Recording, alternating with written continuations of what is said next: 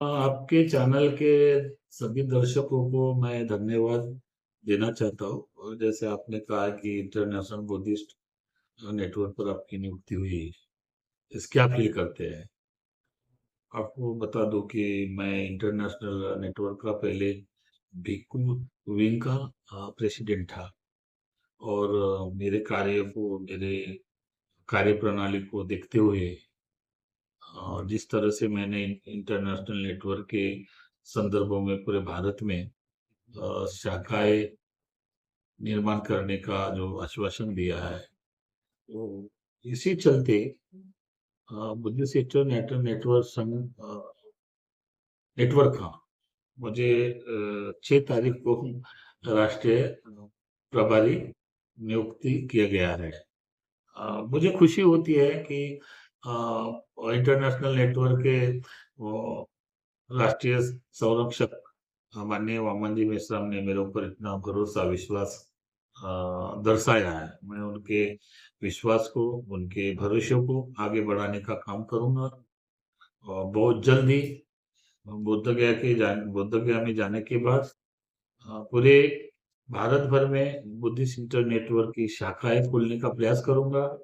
उनकी नियुक्ति करने के बाद ही जगह जगह शाखा ओपन करके बुद्धिस्ट नेटवर्क अधिक से अधिक बढ़ाने का प्रयास करूंगा। कारण है कि जब ये बुद्धिस्ट इंटर नेटवर्क का निर्माण हुआ है, तो उसके कुछ साल पहले मुझे इस नेटवर्क का भिक्खु संघ की जवाबदारी दी थी।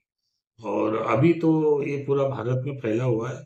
अभी हम लोग पूरा इंटरनेशनल में भी जाना चाहते हैं, क्योंकि बुद्ध गया एक इंटरनेशनल प्लेस है। पूरे देश के लोग रहते हैं। तो वहाँ वो स्थायी को मैं अभी जाने के बाद Sri Lanka, Thailand, Cambodia, Vietnam, Bhutan, कई देश के भिक्षुओं को इस इंटरनेशनल नेटवर्क में जोड़ने का प्रयास करेंगे। और पूरे भारत में शाखाएं खोलेंगे, स्टेट वाइज शाखा खोलेंगे, राज्य वाइज शाखा खोलेंगे, जिला वाइज शाखा खोलेंगे, तालुका वाइज शाखा खोलेंगे, ब्लॉक वाइज शाखा खोलेंगे। और पूरे भारत में बुद्धिस्ट इंटरनेशनल नेटवर्क की शाखाएं निर्माण करने। ये जो मुद्दा है ये अलग है। आपको मैं बता दूं कि 1891 में श्रीलंका से जो अनागारिक धम्मपाल आए थे बुद्ध गया के दर्शन के लिए, उन्होंने वहां पर हाल देखा। वो हाल देखकर उनके आंखों से आंसू बह गए, आंसू आ गए आंखों में कि इतना बड़ा बुद्ध का पवित्र स्थल है और यहाँ पर इस तरह से वातावरण किया जा रहा है। तो उन्होंने उसी वक्त संघर्ष किया था और वो संघर्ष जारी रहा। जहाँ तक उन्होंने देश विदेश के लोगों को भी आह्वान किया था कि जितने भी लोग भारत के वो बुद्ध को मानने वाले हैं, लेकिन जहाँ सिद्धार्थ कुमार का गौतम बुद्ध का जो ज्ञान प्राप्त हुआ, वो स्थिति, वो जगह ऐसे स्थिति में, परिस्थिति में है कि मैं देख आपको देखकर आपके आंखों से आंसू बहेंगे। इस तरह से उन्होंने कई जगह लेटर भेजे, निवेदन भेजा और स्वयं उन्होंने संघर्ष किया। उस संघर्ष में जापान जाने के बाद उनको एक मूर्ति मिली थी। जब ये बुद्ध विहार जो गर्भाधाल था वो खुला नहीं था, वो ढका हुआ था। उन्होंने ऊपर में मूर्ति का स्थापना की। तो वहां पर जो घमंडगिरी महाराज है, उसके सन्यासियों ने इनसे मारपीट की, वो मूर्ति नीचे फेंक दी। अब यह महत्वपूर्ण सवाल है। अनागारिक धर्मपाल ने उनके विरोध में गया के डिस्ट्रिक्ट में गया डिस्ट्रिक्ट कोर्ट में याचिका दायर की। और गया डिस्ट्रिक्ट कोर्ट ने अनागारिक धर्मपाल को मारने वाले लोगों को सजा दी। अब सजा देने के बाद ये लोग जो घमंडगिरी के सन्यासी थे, तो ये लोग कलकत्ता के हाईकोर्ट में गए, जब पटना में हाईकोर्ट नहीं था। तो कलकत्ता के हाईकोर्ट में जाने के बाद वाकई जस्टिस ने लोगों की आ गई थी, तो उनको कुछ दिन के लिए सजा मिली। तो क्यों इसकी सजा हम निरस्त कर दे, तो वो सजा निरस्त कर दी। यह बात ये आती है, लोगों ने पढ़ते नहीं, आंदोलन के बारे में जानते नहीं। ये कोई कोर्ट का मैटर नहीं था, वो आपस में दो गुट में झगड़े का मैटर था। इसलिए अनागारिक धर्मपाल ने डिस्ट्रिक्ट गया की तरफ से न्यायपालिका के माध्यम से उनको सजा मिली, लेकिन हाई कोर्ट में उन्होंने मुक्त कर दिया। ये कोई मंदिर का मामला नहीं था, मंदिर का मामला और चढ़ा। जब आजादी का माहौल खड़ा था, तो बिहार में अधिवेशन था कांग्रेस का, और डॉक्टर राजेंद्र परिषद उसका अधिवेशन के अध्यक्ष थे। उसमें नेहरू भी थे और माननीय महात्मा गांधी जी भी थे। तो अनागारिक धम्मपाल ने वो गांधी जी को लेटर लिखा था कि जो हमारा बुद्ध का पवित्र स्थल है हमको दिया जाए। तो गांधी जी ने बोला कि अनागारिक जी, देश को अंग्रेजों से आजादी लेने दीजिए, उसके बाद में हम लोग विचार करेंगे। वो विचार, आजादी मिली। आजादी मिलने के बाद 1949 में डॉक्टर बाबा साहब ने संविधान लिखा, 50 को लागू हो गया।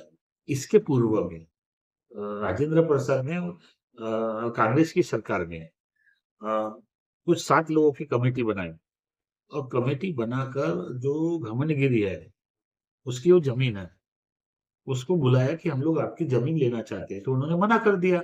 मैं कहाँ जाऊंगा, इस बुद्ध विहार की रक्षा किया है, जो आक्रमण है उससे भी हमने सुरक्षित किया, हम भी भगवान बुद्ध को विष्णु का अवतार मानते, हम भी पूजा करते। तो उन्होंने क्या किया कि फिर एक 1949 के एक्ट, कायदा निर्माण किया 1949 का, जिसको कहते हैं महाबोधि महाविहार प्रबंधन अधिनियम 1949।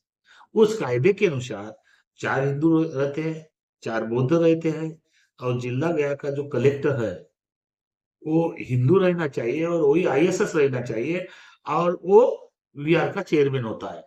अब यह बात आती है कि बुद्ध विहार बुद्धों का है और बहुमत हिंदू का है, ठीक है ना? तो ये याद के अनुसार अभी तक चलता रहा है। फिर 92 में 1992 में भंते ससाई जी, जैसे अनागरिक धर्मपाल बाहर के थे, भंते ससाई जी भी बाहर के हैं। उन्होंने 92 में ये आंदोलन शुरू किया। उसका नाम दिया है अखिल भारतीय महाबोधि महावीर मुक्ति आंदोलन समिति। उस समिति के तहत वो प्रेसिडेंट रहे। भंते प्रज्ञाशील थे, भंते ज्ञानेश्वर जी थे, उस वक्त भंते आनंद जी थे, भंते जो अभी कल 6 तारीख को जो बिजन बाग में कार्यक्रम करुणाकर भंते जी थे, उस कार्यक्रम के हिस्सा हम भी थे। तो वो ये आंदोलन इसलिए किया गया कि 1949 का याद बदल कर पूरा बहुमत बुद्धों को मिलना चाहिए, इसलिए आंदोलन किया। आंदोलन इतना तेज हुआ, अभी तो सोशल मीडिया है, सारी खबर मालूम होती है। उस वक्त सोशल मीडिया नहीं था, फिर भी मैंने ये आंदोलन देखा कि 5 लाख लोगों तक लोग आए।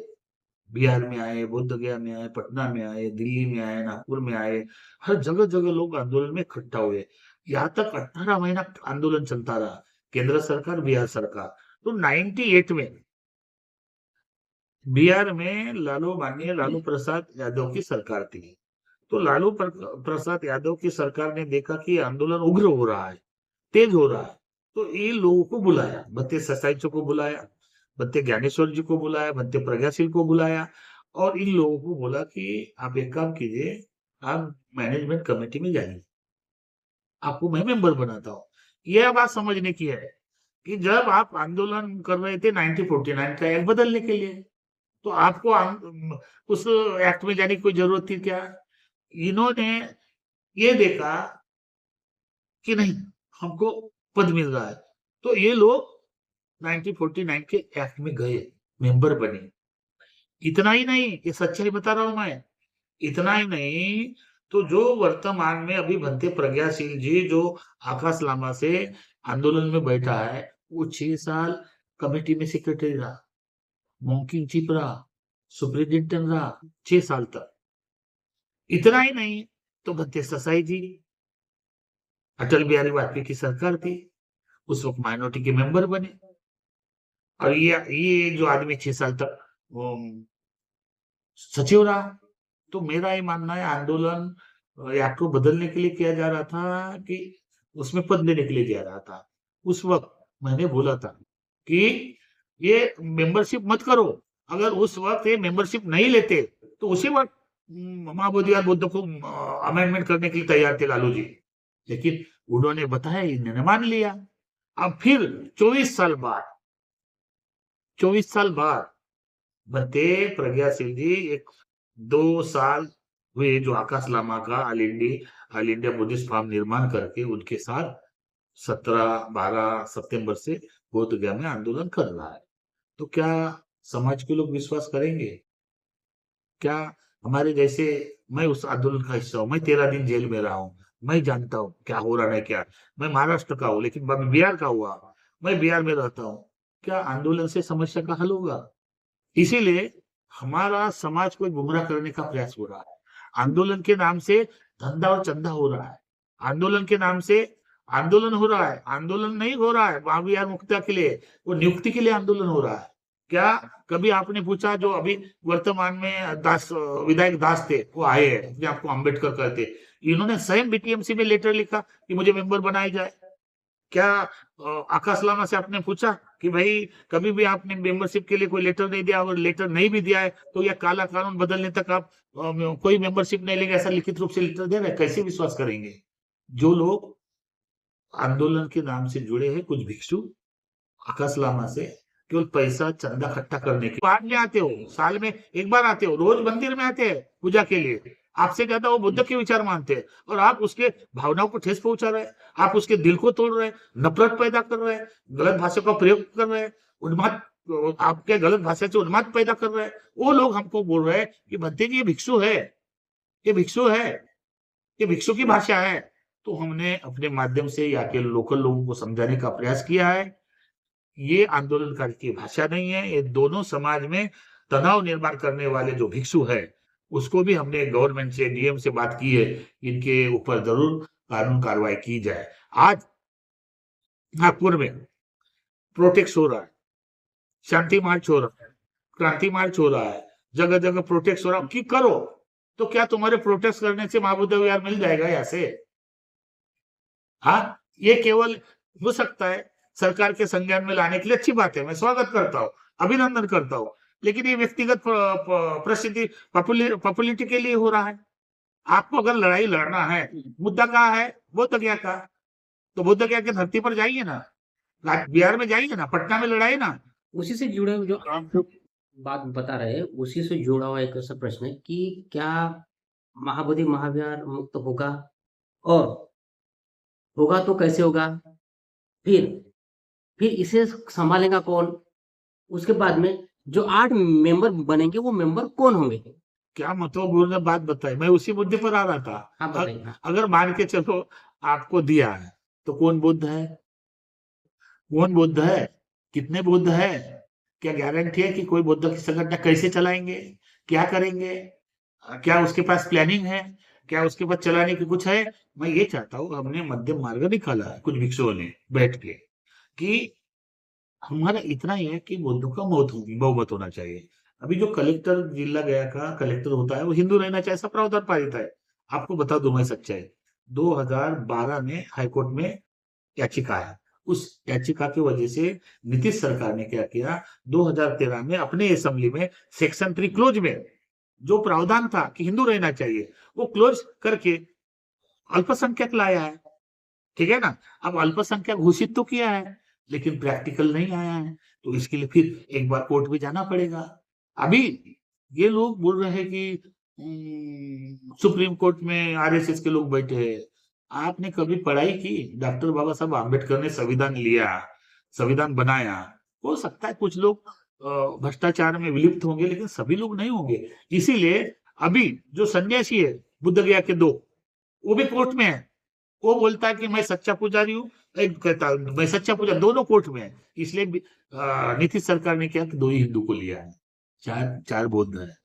ठीक है, तो जिला गया का कलेक्टर अभी कोई भी रह सकता है। तो हमने प्रस्ताव रखा है। अभी माननीय रामदास जी आठवले आए थे अपनी माता जी के स्मृति दिन के अवसर पर, 3 दिन रुके। उन्होंने जो आंदोलन कर रहे, प्रोटेस्ट कर रहे, वहां पर भी भेंट दी, उनको भी अपने तरफ से कुछ दान दिया, भिक्षु संघों को भी दान दिया, और नीतीश को मिले, और हमने भी मेमोरेंडम दिया नीतीश सरकार को कि एक प्रस्ताव ऐसा है कि हमारा कलेक्टर जो है जिया गया का, वो कलेक्टर कार्यवाही कलेक्टर कर दीजिए, लेकिन चेयरमैन वो बुद्ध का चेयरमैन बुद्धिस्ट होना चाहिए। दूसरी बात, 4 बुद्ध तो रहेंगे, लेकिन उसमें मोंक किंगचिप बुद्धिस्ट होना चाहिए, तो बहुमत ऑटोमेटिक हो जाएगा। हाँ, और इस तरह का प्रस्ताव नीतीश जी को देंगे तो नीतीश मान्य करेंगे। लेकिन ये मामला राजकीय मामला है, राज्य के मुद्दों का है, उन्होंने भी कहा। लेकिन आप हठधर्मी से बैठे हुए हैं, 5 लाख लोग रहेंगे, 10 लाख लोग रहेंगे। अभी अशोक सम्राट की जयंती हुई, घोषणा की सरकार के सामने की 5 लाख लोग आएंगे, तो पूरी आईबी वाले, पुलिस वाले, प्रोटेक्शन वाले सब चिंता में लगे। और जब अशोक सम्राट जयंती हुई थी, मुश्किल के 3000 लोग नहीं थे।